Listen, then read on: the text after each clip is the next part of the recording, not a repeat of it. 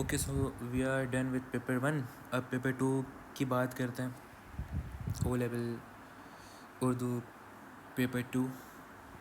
पहली एक्सरसाइज बहुत आसान है जो हम बचपन से करते आ रहे हैं। सेंटेंसेस आपने जो है दुरुस्त अंदाज में लिख के बताने हैं, और ये फिल इन द ब्लैंक्स वाली चीज़ है। इसमें भी कोई एज सच इतना मुश्किल नहीं है। जो वर्ड्स आपको सही लगें, जो कि सेंस बना रहे हों, जो कि सेंटेंस में फ़िट हो रहे हों, वो आपने टिक कर देना है। इसमें कोई रॉकेट साइंस नहीं है कि कोई आपको बैठ के समझाए कि इसका ये मतलब है। मतलब आपको उर्दू पढ़नी आती है, you are good to go, आप कर सकते हो। ओके, मजबून। पता नहीं पहले बच्चों को मसला नहीं होता था मजबून के अंदर, अब इतना ज़्यादा मसला क्यों हो रहा है? जस्ट बिकॉज उन्होंने थोड़ा सा अपना तरीक़ेकार बदल दिया। पहले वो क्या करते थे? पहले ये कहते थे कि भाई मजबून का टॉपिक ये है एंड ये बुलेट पॉइंट्स हैं, आपने ये अपने आंसर के अंदर जो है इंक्लूड करना है, और आपने एक ब्ला ब्ला ब्ला ब्ला वर्ड लिमिट मुझे नहीं याद कितनी होती है, आपने जो है एक आंसर हमको बना के देना है, हम आपको उसको नंबर देंगे, ख़त्म, इजी पीजी, कुछ नहीं होता था। सेम चीज़ यहाँ पे भी तो की है। बट यहाँ पे क्या मसला आ रहा है? यहाँ पे बच्चों का मसला ये आता है कि हम इस पे लिखें या हम इस पे लिखें या हम दोनों पे लिखें, या हम खाली ये जो स्टेटमेंट दी हुई ऊपर इस पे लिखें। सो इसको ईजी करने के लिए एक फार्मूला मैंने ईजाद किया है जो कि आपको हेल्प करेगा आइडेंटिफाई करने के लिए कि आपने ये पॉइंट लिखना है या आपने ये पॉइंट लिखना है। लेट्स सपोज इसको हम कहते हैं व्यू ए, इसको हम कहते हैं व्यू बी। हमने व्यू ए पे लिखना है या व्यू बी पे लिखना है, या हम अगर इस पे लिख रहे हैं तो हम इसके फेवर में लिखें,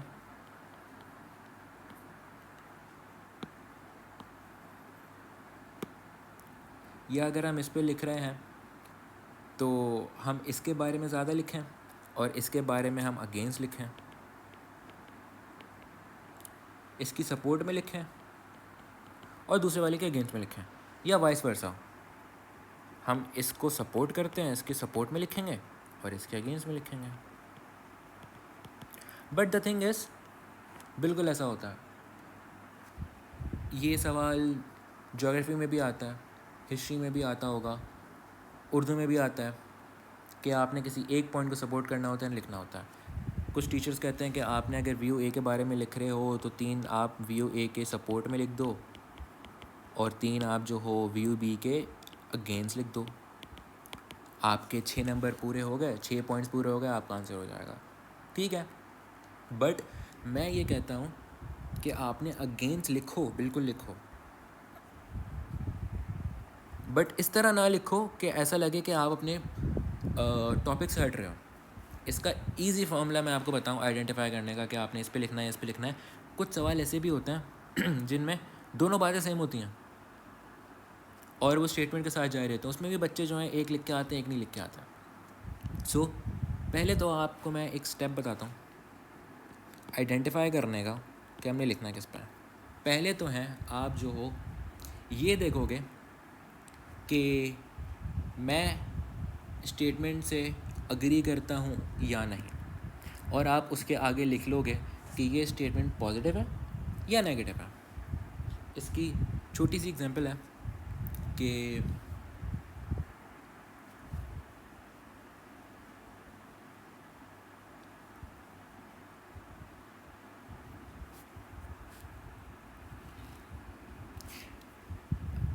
मजबून को आइडेंटिफाई करने का सबसे पहला स्टेप यह है कि आप हर स्टेटमेंट के आगे ना पॉजिटिव और नेगेटिव लिख दो।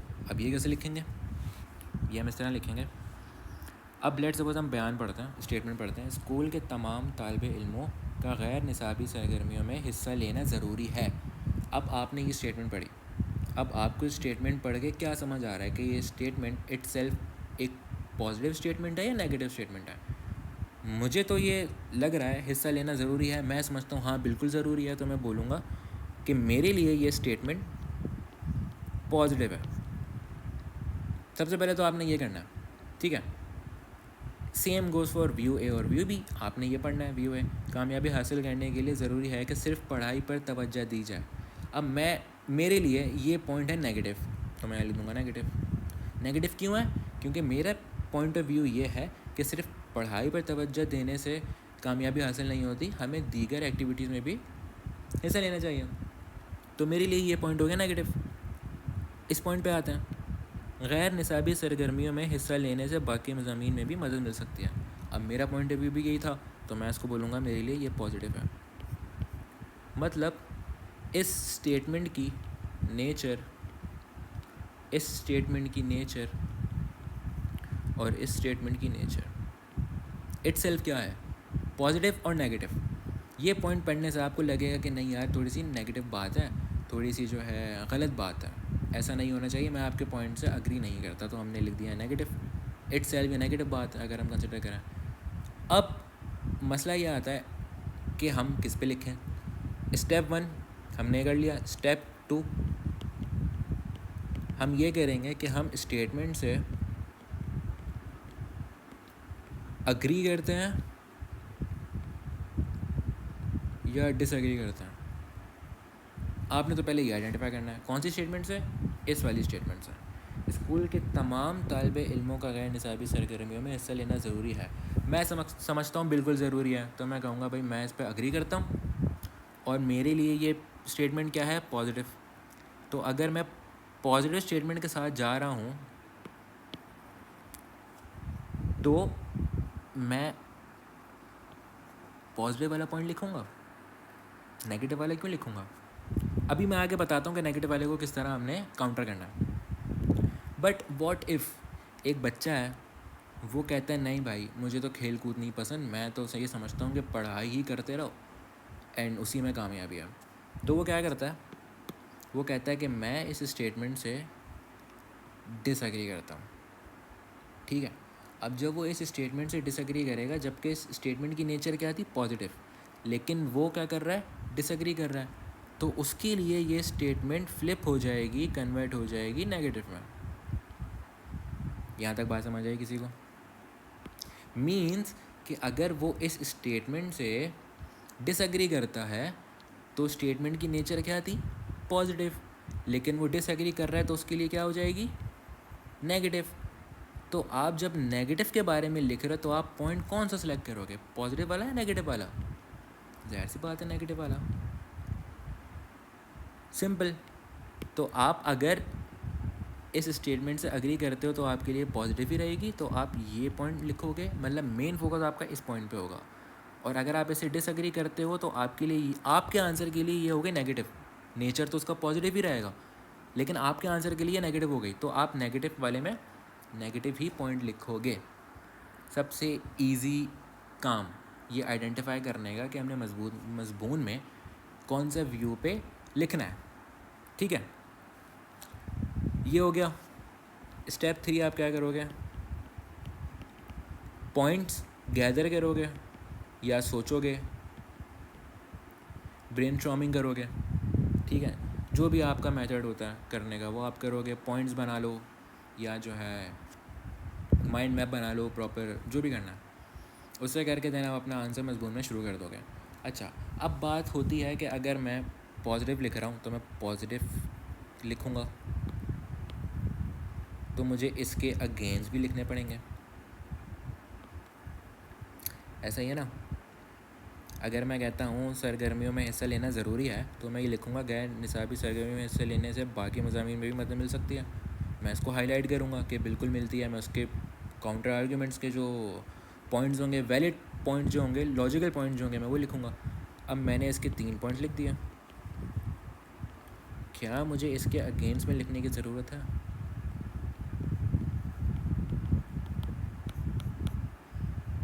खुद सोचो। कुछ कहेंगे नहीं लिखने की ज़रूरत, कुछ कहेंगे बिल्कुल लिखने की ज़रूरत है। क्यों? देखो, जब आप आर्गुमेंटेटिव राइटिंग करते हो ना,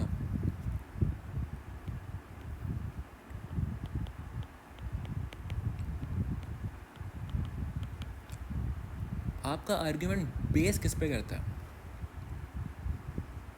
2 चीज़ों पे, या तो आप सपोर्ट कर रहे होगे या तो आप अगेंस्ट जा रहे होगे। व्हाट इफ़ आप अगेंस्ट जा रहे हो तो आप क्या करोगे? मैं कहता हूँ मैं अगेंस्ट जाऊँगा, तो मैं क्या करूँगा, इस सपोर्ट वाले में जो पॉइंट्स होंगे इनको मैं कर दूँगा फ्लिप। अगर इसके लिए कोई सपोर्ट का एक पॉइंट है तो मैं उसको एक नेगेटिव पॉइंट बना दूँगा। एक एग्जांपल से समझते हैं। मोबाइल फ़ोन का इस्तेमाल सेहत पर असर डालता है, ये एक स्टेटमेंट है। अब आप इसे सपोर्ट करोगे या इसके अगेंस्ट जाओगे? मैं इसके अगेंस्ट जाता हूँ कि नहीं भाई, कोई असर नहीं डालता और कुछ नहीं होता। मैं अगेंस्ट पे जा रहा हूँ तो मैं बोलूँगा, इसको मैं फिर काउंटर कर दूँगा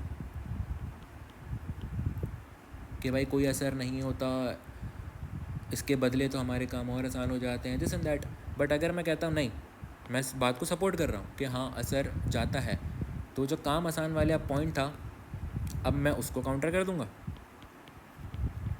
कि काम आसान होता है, लेकिन मोबाइल फ़ोन से ऐसी शॉ निकलती हैं जो कि जिस्मानी दिस एंड दैट के लिए अच्छी नहीं है और ब्ला ब्ला, ये कर सकते हैं। बिल्कुल मैंने काउंटर कर दिया। तो आपके आर्गूमेंटेटिव के अंदर दोनों चीज़ें होनी चाहिए ना भाई। तो ये बात तो क्लियर हो गई कि आप अगर पॉजिटिव में लिख रहे हो तो नेगेटिव में भी लिखोगे। बट मेन फोकस किस पे होगा? इस पे, पॉजिटिव वाले पे अगर पॉजिटिव लिख रहे हो, नेगेटिव वाले पे अगर नेगेटिव लिख रहे हो, दोनों के पॉइंट लिखोगे। अब पॉइंट लिखने किस तरीके से, ये भी समझ लो। ये नहीं कि आप पॉजिटिव लिख के लिखते चले गए नेगेटिव पे, और नेगेटिव पॉइंट में आप जाके अग्री कर रहे हो कि हाँ मोबाइल चलाने से जिस्मानी सेहत पर असर पड़ता है और आँखों में दर्द होता है, सर में दर्द रहता है, बच्चे दिन दिन भर टीवी में कार्टून देखते हैं, मोबाइल में कार्टून देखते हैं, this and that, blah blah points हो गए। एग्जामिनर होगा ना, वो बोलेगा यार आप करना क्या चाह रहे हो? आप एक जगह कह रहे हो कि मोबाइल फ़ोन से काम आसान हो जाते हैं, आप मोबाइल फ़ोन की तारीफ़ें कर रहे हो, देन आप एकदम से आ गए उसके नुकसानात पे। This is wrong. अब यहाँ पे अगर हम बात करें इसकी, मैं इस चीज़ को सपोर्ट करता हूँ, मज़ामीन में मदद मिल सकती है। अब मैं अगेंस्ट इस पर क्या पॉइंट्स बनाऊँगा? कामयाबी हासिल करने के लिए ज़रूरी है कि सिर्फ पढ़ाई पर तवज्जो दी जाए। अब मैं बोलूँगा कि सिर्फ पढ़ाई पर तवज्जो देंगे तो बाकी काम या बाकी हुनर हम नहीं सीख सकते, जो कि हमारी आगे आने वाली ज़िंदगी में हमारे लिए हमें मदद दे सकते हैं या हमारे लिए काम और मज़ीद आसान कर सकते हैं, दिस एंड दैट। ये मेरे क्या हो गया, काउंटर पॉइंट्स या काउंटर आर्ग्यूमेंट्स कह लो। या आप इसमें लिखोगे डायरेक्ट, आप इस पर हम ही नहीं मिलाओगे कि भाई हाँ ठीक कह रहे हैं, पढ़ाई पर तवज्जो देनी चाहिए, दिस एंड दैट। इस तरह नहीं होता। सो इसका आफ्टर मैथ क्या निकला इस फॉर्मूले का? इस फॉर्मूले का आफ्टर मैथ ये निकला कि हमने सबसे पहले क्या करना है, मजबून की स्टेटमेंट पढ़ेंगे और उसको पॉजिटिव और नेगेटिव लिख देंगे कि इसकी स्टेटमेंट की नेचर पॉजिटिव है नेगेटिव है। हमने ये लिख दिया, फिर हम दोनों पॉइंट्स पे आएंगे, इनकी नेचर पॉजिटिव है या नेगेटिव है। फिर हम क्या करेंगे, स्टेप 2 पे आएंगे। स्टेप 2 क्या कहता है कि हम स्टेटमेंट से अग्री करते हैं, डिसएग्री करते हैं। अगर स्टेटमेंट की नेचर पॉजिटिव है और हम अगर अग्री कर रहे हैं तो ये रिमेन पॉजिटिव रहेगी, बट अगर हम डिसएग्री करेंगे तो ये क्या हो जाएगी, फ्लिप हो जाएगी, चेंज हो जाएगी या कन्वर्ट हो जाएगी नेगेटिव में। फिर आपने क्या करना है, आपने जो मार्किंग की थी आंखें बंद करके आप नेगेटिव को नेगेटिव से मिला देना कि मैं अगर नेगेटिव लिख रहा हूँ तो मैं नेगेटिव वाले पॉइंट लिखूँगा, अगर मैं पॉजिटिव लिख रहा हूँ मैं पॉजिटिव वाले पॉइंट लिखूँगा। सिंपल। तो आपका ये झगड़ा तो ख़त्म हो गया कि कौन सा लिखना है कौन सा नहीं लिखना। और अगेंस्ट किस तरह लिखना है ये भी मैंने बहुत डिटेल में बता दिया।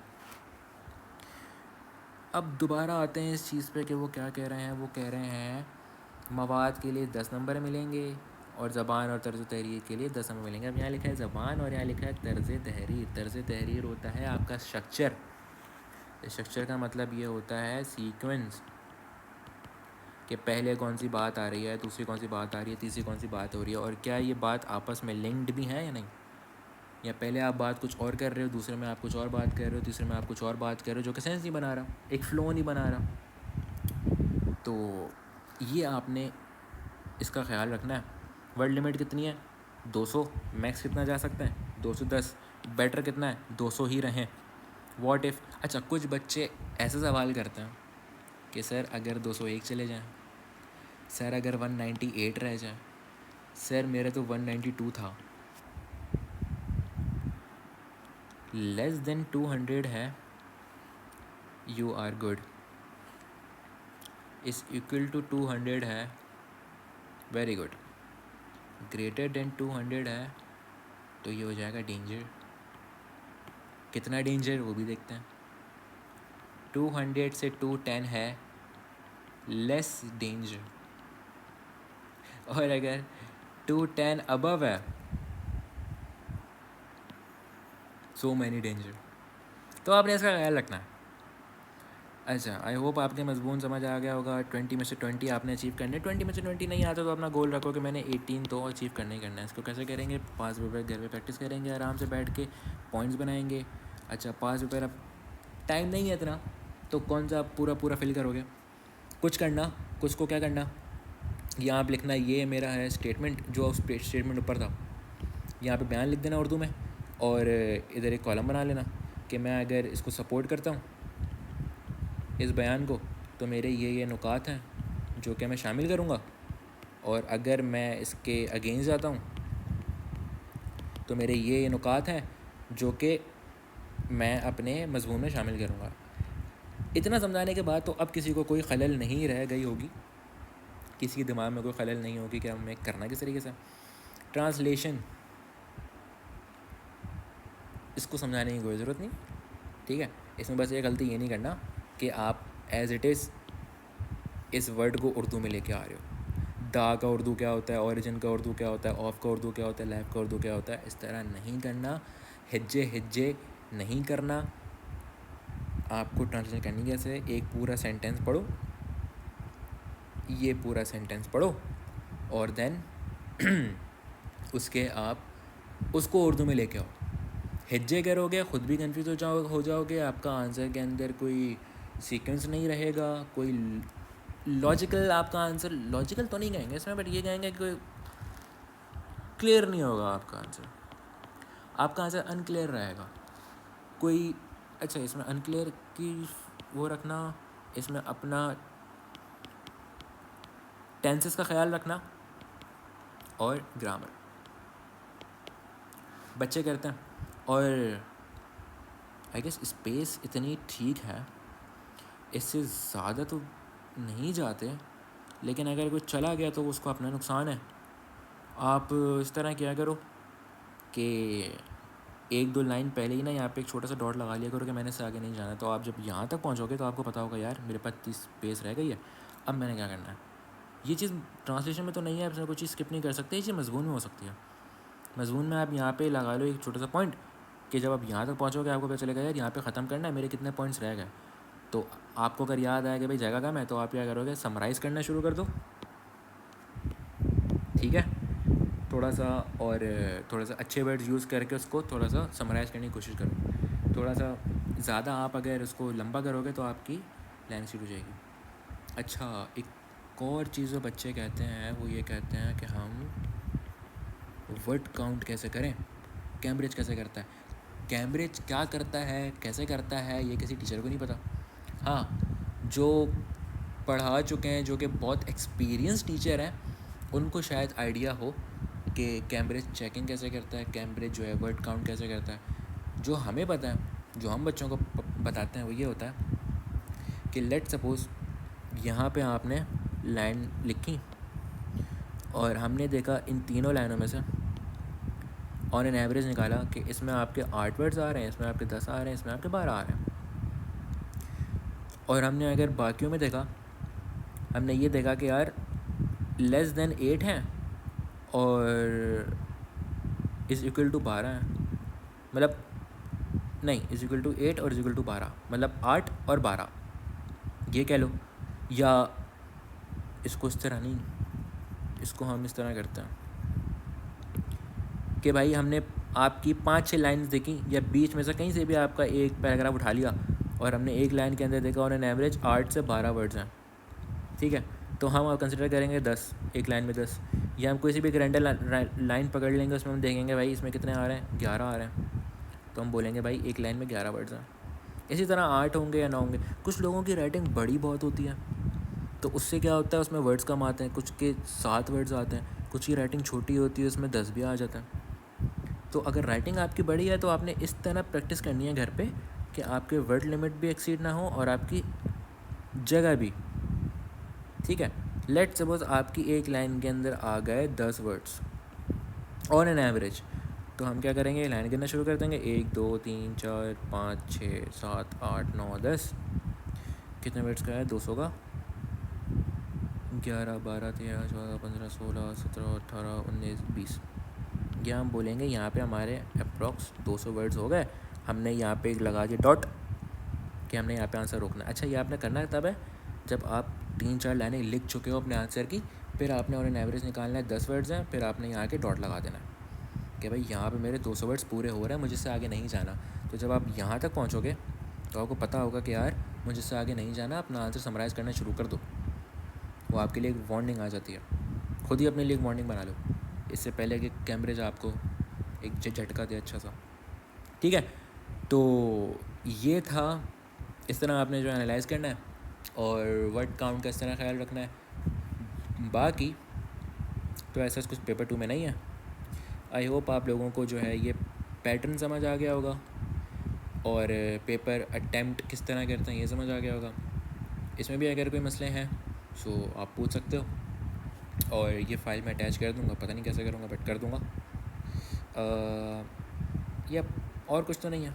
और अगर आप Urdu is all about your pattern और your paper attempting technique, this and that, बस आपसे क्वेश्चन दिया गया है, आप क्वेश्चन का जवाब दे रहे हो बट आपका पैटर्न जो है वो वीक है, तो आपको नंबर कम मिलेंगे। And language most important, paper he language का है। जब लैंग्वेज नहीं लिखोगे तो नंबर किस चीज़ के दें, वो आपको पॉइंट्स के नंबर दें, दे रहे हैं वो 10 में से 4 दे रहे हैं, ले आ जाओ, खुश हो जाओ। फिर क्या ग्रेड आएगा आपका, हिसाब लगा लो, फिर आप खुद घर पे बैठ के आइडेंटिफाई कर लो कि यार मेरे आउट ऑफ 50 में अगर मैं लैंग्वेज नहीं यूज़ करता मेरे पास कितने आ रहे हैं, 35 या 40 जितने भी आ रहे हैं, तो आप घर पे उससे एक आइडिया ले लोगे कि यार मैं अभी लेट्स सपोज बी पे खड़ा हुआ हूँ या मैं ए पे खड़ा हुआ हूँ या मैं सी पे खड़ा हुआ हूँ, मुझे कितनी मेहनत करनी है, क्या करना है। मेन चीज़ आप अपने पैटर्न और अपनी लैंग्वेज पे फोकस करो, आपका पेपर बड़े आराम से निकलेगा और आप जो हो ए या ए स्टार की कैटेगरी में आ जाओगे। जिनकी बहुत खालिस उर्दू होती है और जिनका स्ट्रक्चर अच्छा होता है वो ए स्टार अचीव कर लेते हैं, और जिनका स्ट्रक्चर थोड़ा सा वीक मैं नहीं कहूँगा लेकिन थोड़ा सा बेटर नहीं होता as compared to A star वाला बच्चा, तो उनका ए आ जाता है। और जो बिल्कुल लाइक मिडिल लाइन में जो होते हैं कि हम कर लेंगे देखी जाएगी, तो या तो वो बी लेते हैं या तो वो सी लेते हैं। आंसर उनको भी पूरा आता है, आंसर ए स्टार वाले को भी आता है, बी सी वाले को भी आता है, बट थिंग इज़ पैटर्न और language, that's it. O levels के अंदर पैटर्न पे इतना फोकस नहीं होता, इसका मतलब ये नहीं है कि पैटर्न तुम फॉलो ही ना करो, बिल्कुल करो, बहुत इंपॉर्टेंट है। ए लेवल्स के अंदर दोनों चीज़ें बहुत ज़्यादा हाई लेवल पे जो है कंसिडर की जाती हैं, तो ये चीज़ ए लेवल्स वालों के लिए भी है, ये चीज़ ओ लेवल वालों के लिए भी है। सो इस चीज़ का बिल्कुल ख्याल रखना। डी ई और यू वाला बच्चा मैंने नहीं देखा। अगर आप इसमें हो जो मॉक्स में डी लेके आया या ई लेके आया या यू लेके आया है, यू वाला तो क्या ही कर रहा है मुझे नहीं पता, डी वाला है या ई वाला है, तो आपके लिए एक सजेशन है कि आप पहले अपनी लैंग्वेज पे फोकस करो। कैसे फोकस करेंगे, रिसाले पढ़ो, ठीक है, कोई कॉम्प्रिहेंशंस पढ़ो, अपनी उर्दू को बेटर बनाओ, लिखना अच्छे से अच्छा करो, क्योंकि नुक्तों की गलतियाँ एक दो होंगी तो वो माफ़ कर देंगे, छोड़ देते हैं, बट अगर आपने पूरा वर्ड ही गलत लिखा है जो कि पढ़ने में भी नहीं आ रहा, उसके ज़ाहिर सी बात है नंबर कटेंगे, और जब उसके नंबर कटेंगे तो जो लैंग्वेज के नंबर वो आपको दे रहे हैं वो नहीं देंगे, और जब आपको लैंग्वेज के नंबर नहीं देंगे तो आपके 10 में से 4 नंबर आएंगे जो आपने पॉइंट्स लिखे हैं, 6 नंबर कट गए। अब इसी तरह 6 नंबर काटते जाओ, ईमेल में से, मजबून में से, खुलासे में से। 3 सवाल की बात करें, 6 6 6 18 नंबर कट गए आपके। 50 में से 18 काटो, कितने बचे, 32। 32 आएंगे आपके 50 में से। ये मैं रफ बता रहा हूँ आपको, ये ऐसा नहीं कि आपके आएंगे ही आएंगे, हो सकता है आप बी वाले बच्चे, हो सकता है आप ए वाले बच्चे। सो ये आप पे डिपेंड करता है। आई होप आपको ये पेपर का पैटर्न समझ आया होगा, किस तरह अटैम्प्ट करना है ये समझ आया होगा। कोई मुश्किल हो या अभी भी कोई चीज़ अनक्लियर हो, आप मुझसे पूछ सकते हैं।